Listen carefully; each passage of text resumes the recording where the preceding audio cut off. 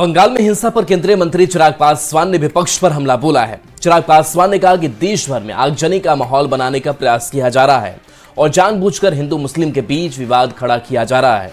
चिराग ने आरोप लगाया कि जब नागरिकता संशोधन कानून आया था तब भी इन लोगों ने पूरे देश में आगजनी और हिंसा का माहौल बना दिया था। चिराग पासवान ने नीतीश कुमार को लेकर भी कहा कि चुनाव उन्हीं के नेतृत्व में लड़ा जाएगा और वे ही फिर से बिहार के सीएम भी बनेंगे।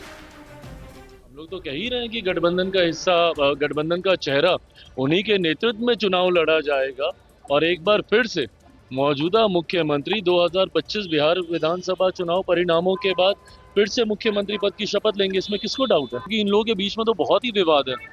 जिस तरीके से कांग्रेस, और हम बार बार इस बात को कह रहे हैं, वर्चस्व की लड़ाई गठबंधन के घटक दलों के बीच चल रही है।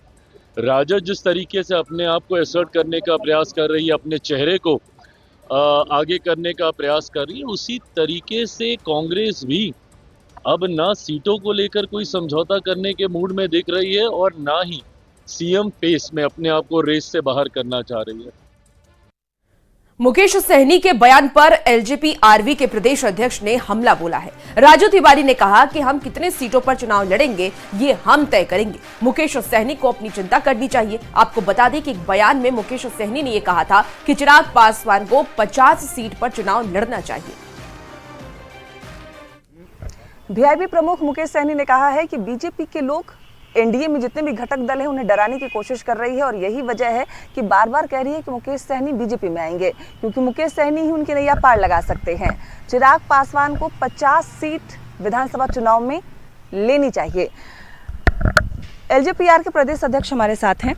50 सीट की बात कह रही है, क्या लग रहा है कितनी सीट? देखिए, हमको किसी और के राय की आवश्यकता नहीं है कि हम कितना सीट लेंगे, कितना सीट नहीं लेंगे। एनडीए पूरी तरह से एकजुट है और सीट का समझौता बहुत सौहार्दपूर्ण वातावरण में हो जाएगा। रही बात उनकी, तो बार बार उन्हीं को सफाई क्यों देना पड़ रहा है कि किधर जाएंगे किधर नहीं। निश्चित रूप से जब बार बार किसी चीज़ की सफाई आती है तो दाल में कुछ काला होता है। राजन, कितनी सीटों की डिमांड है?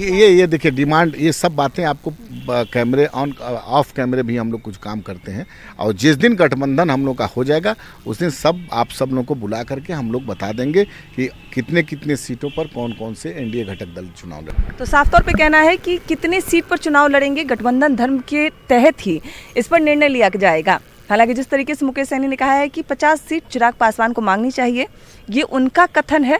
गठबंधन धर्म के तहत ही सीट तय की जाएगी। विनीता मिश्रा, न्यूज़ 18 पटना। 24 अप्रैल को प्रधानमंत्री मोदी बिहार दौरे पर आ रहे हैं। चुनावी साल में पीएम मोदी का दूसरा बिहार दौरा होगा। पंचायती राज दिवस के मौके पर पीएम बिहार को कई योजनाओं की सौगात देने वाले हैं और उनके स्वागत की तैयारी को भव्य बनाने में